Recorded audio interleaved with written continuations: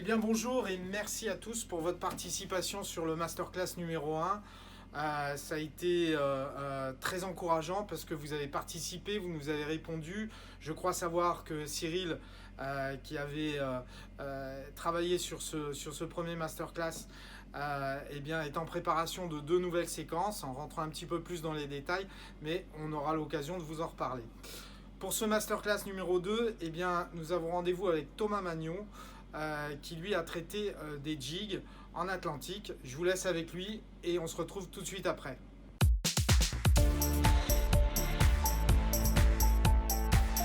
Bonjour à tous et bienvenue dans cette masterclass pesca nautique. Alors on profite de ces petits moments de confinement pour vous présenter un sujet sur lequel on a eu beaucoup de questions, c'est la pêche au jig.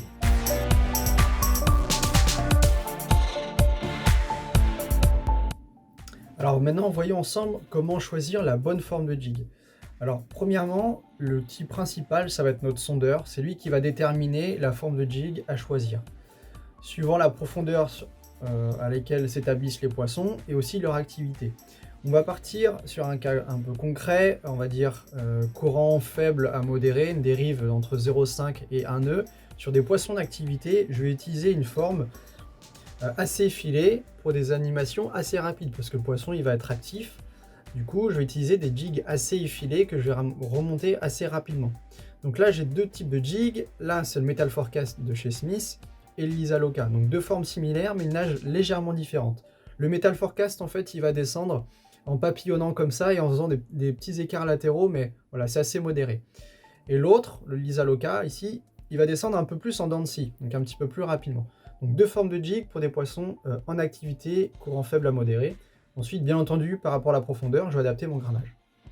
Dans le même cas, si les poissons sont moins actifs, ben on va utiliser une forme de jig qui va avoir une descente un peu plus freinée et des écarts latéraux plus importants.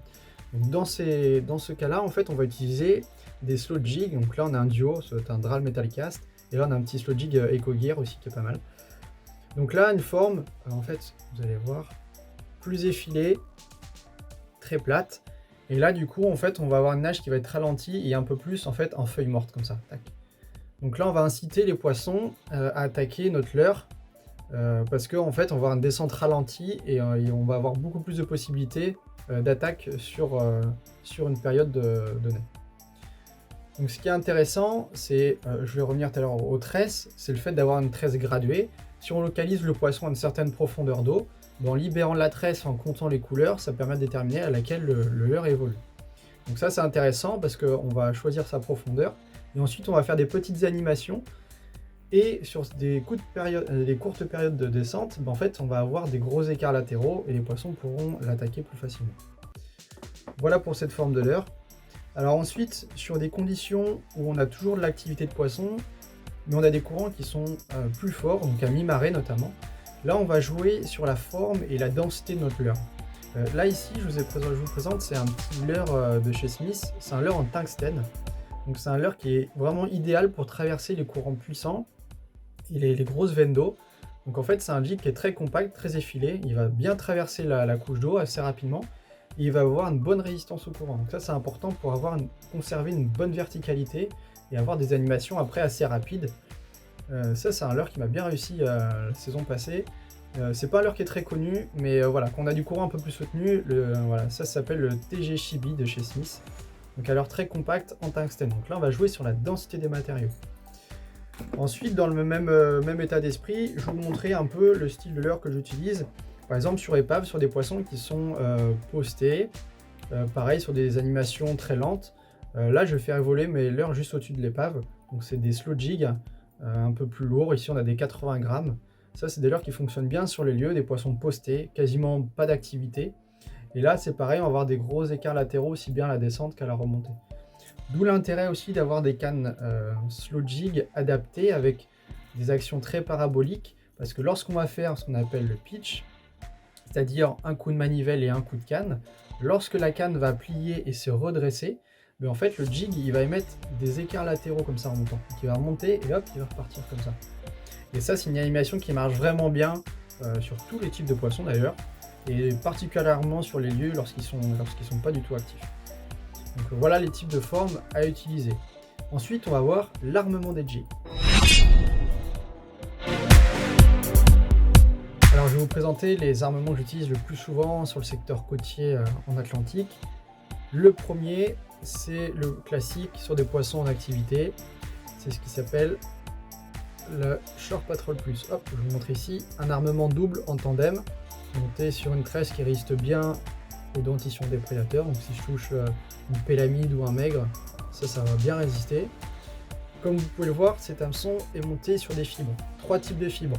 Une fibre blanche, donc cette fibre-là va avoir un aspect visuel qui va imiter aussi les vibrations d'une nageoire. L'autre fibre utilisée, c'est la fibre tincelle ici. Ça, c'est intéressant lorsqu'on a des grandes luminosités ou des eaux assez claires. On va jouer sur la brillance des assistes. Et ensuite, on a une fibre qui est phospho, UV. Ça, c'est intéressant pour des faibles luminosités ou des profondeurs plus importantes.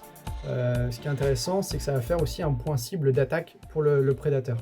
Alors, c'est monté sur les hameçons ICAMA, qui ont plusieurs technologies, dont 2 très importantes. La première, c'est l'affûtage HG de la pointe, donc un affûtage à la main. L'avantage par rapport à un affûtage chimique, c'est qu'on va avoir une pointe avec une pénétration qui va être plus importante, parce qu'on aura une pointe qui sera un peu en forme de delta, comme ça. Et aussi, on va avoir une durée de vie qui va être plus importante sur le fait qu'on peut enchaîner plusieurs poissons sans forcément changer d'armement. L'autre technologie très importante, c'est le revêtement anti-corrosion. Là, vous allez pouvoir garder votre armement sur le jig suffisamment longtemps avant qu'il ne rouille. Là, c'est un armement qui a 1 an, il a fait une saison de pêche, il n'a pas un point de rouille, il pique parfaitement bien. Pour le monter, moi je le monte sur l'anneau soudé, donc c'est un anneau pareil qui est de très bonne qualité, qui ne va pas rouiller. Et en fait, on a plusieurs possibilités d'armement. Lorsque vous achetez la petite pochette, au dos là, ici, vous avez les possibilités d'armement sur votre leurre. Ça, c'est intéressant. La majeure partie des cas, sur les secteurs où ça accroche pas trop, le poisson un peu maladroit, moi je le monte comme ça. Après, on peut le monter dans l'autre sens, c'est-à-dire les hameçons qui se croisent, c'est-à-dire que quand le poisson attaque le leurre, il va refermer sa gueule sur le leurre. En fait, il va appuyer sur la courbure des hameçons et ça va ressortir les pointes de l'autre côté. Ça, c'est intéressant aussi. L'autre hameçon que j'utilise beaucoup, c'est le Lone Fighter Plus. Ça, c'est un hameçon qui est très intéressant. Donc là, on a pareil les 3 types de fibres sur l'hameçon. Là, c'est un armement simple à mettre en tête.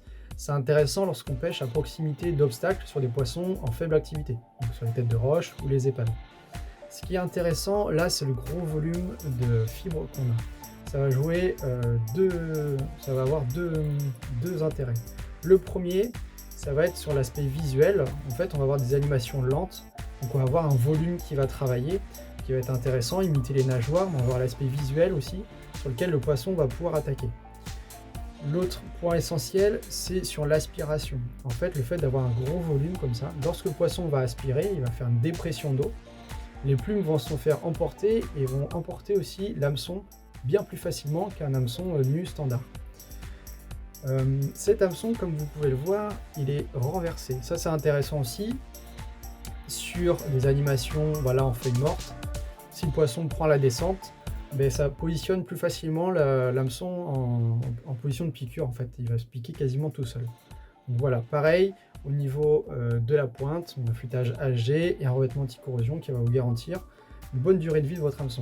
Le montage de tresse, et là aussi on a un anneau soudé aussi, qui a une petite forme un peu particulière qui va bien positionner l'hameçon sur le jig. Donc là pareil, la forme de l'hameçon et la taille de l'hameçon adaptée à la forme de votre jig. Ensuite, le troisième armement, là c'est fait pour pêcher les poissons vraiment pélagiques. Donc là je l'ai armé en simple, on peut aussi l'armer en double. Donc là ça s'appelle le gaffeur.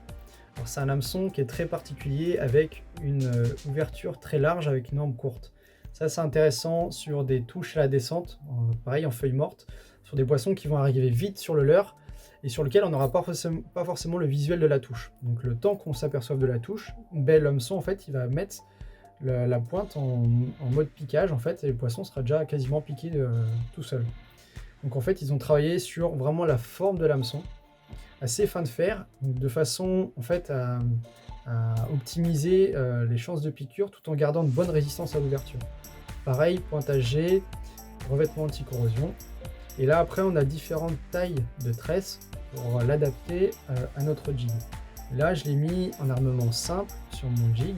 Mais si je devais le mettre la même chose en armement double, eh ben, je prendrais des tailles de tresse un peu plus courtes. C'est pour ça qu'il y a 3 tailles. Il y a le S, le M et le L, et ça en fait dépend de la taille, de la longueur de la tresse en fait. Donc si on ne veut pas avoir des hameçons qui se cramponnent celui-là du haut et celui-là du bas, on adapte la longueur de la tresse. A l'inverse, si on a un jig qui est plutôt long, eh ben, on va mettre des tresses un peu plus longues, de façon à ce que si le poisson prend dans le milieu du jig, il puisse se piquer. Donc voilà, ça c'est un armement intéressant pour des pêches lors des touches à la descente en pleine eau. Ensuite, on a le même style, ça c'est la petite nouveauté de cette année. Ça s'appelle le scie arrière, donc c'est un hameçon simple, pareil, dans le même principe que le gaffeur, mais qui s'adapte sur des petits jigs. Donc là c'est une taille L, je l'ai mis sur mon jig, slow jig, le drag metal de chez Dio. Et il existe aussi en version double qui s'appelle le Join Combat Plus, une version double qu'on peut mettre aussi en tête. Ce que j'aime bien aussi, c'est de mettre un double en tête et un simple en queue. Voilà, ça permet d'intercepter un peu tous les poissons, notamment sur les chinchards. C'est un hameçon qui fonctionne bien parce qu'il est fin de fer, il ne va pas trop déchirer la gueule. Voilà ce qu'il y a pour des hameçons pour les touches à la descente. Ensuite, il y a un dernier hameçon que je vais vous présenter, c'est celui-ci. Alors je vais vous le montrer en pochette, ça s'appelle le Little Ranger. Alors ça c'est un hameçon que j'ai monté moi-même. Donc si vous voulez monter votre propre assise, c'est intéressant. Lui il a plusieurs technologies. Pareil, l'affûtage HG, le revêtement anti-corrosion. Il y en a aussi, je ne sais pas si vous pouvez voir là, là c'est les U-Sped, donc c'est une encoche dans la palette pour pouvoir bien mettre votre reste dans l'axe de l'hameçon et éviter les décroches. Et on a le split lock aussi, en fait qui est, je vous montrerai plus tard sur une image, si on peut la mettre ici, en fait c'est des petites stries qu'il y a dans la palette, dans la hampe pardon, qui permettent de bien maintenir la ligature de votre tresse. Donc ça évite que votre tresse glisse sur la hampe. Donc ça c'est un hameçon qui est plutôt fort de fer, intéressant pour des pêches fortes parce qu'il faut extraire des poissons, des obstacles, des épaves ou des têtes de roche. Donc voilà, c'est notamment ce que je mets sur mon jig à descente rapide qui résiste bien dans le courant sur des poissons d'activité. Voilà, ça, là j'ai mis en position arrière et je mets aussi un simple, voire même un double en tête. Voilà ce qui est pour des hameçons. Il existe bien entendu d'autres hameçons dans la gamme qu'on vous présentera plus profondément et plus particulièrement en détail. On verra ça ensemble sur un autre masterclass notamment. Et voilà, je vous dis à très bientôt. Merci de nous avoir passé une petite visite et de nous avoir vus. À bientôt. Ciao, bye. Eh bien, merci beaucoup Thomas, c'était vraiment un sujet super intéressant. Alors, on a un petit souci, c'est qu'on ne sait jamais la durée de ces masterclass, si on doit les faire plutôt dans un format court ou dans un format long. Par exemple, là sur les jigs, Thomas avait plus de choses à dire. Il y a une rubrique matériel, également sur le choix des tresses. Alors, n'hésitez pas à nous donner votre opinion après la vidéo dans les commentaires. Aujourd'hui, ce sont des formats entre 10 et 15 minutes. Mais si ça vous convient et que vous voulez qu'on fasse un peu plus long, vous nous le dites, vous n'hésitez pas. C'est comme les questions après la vidéo, comme le masterclass numéro 1. Vous nous envoyez des petits messages, on vous répond. Thomas sera là pour vous répondre. Les autres membres du staff seront là également pour vous répondre. Je vous dis à très bientôt et puis surtout, prenez soin de vous. À bientôt.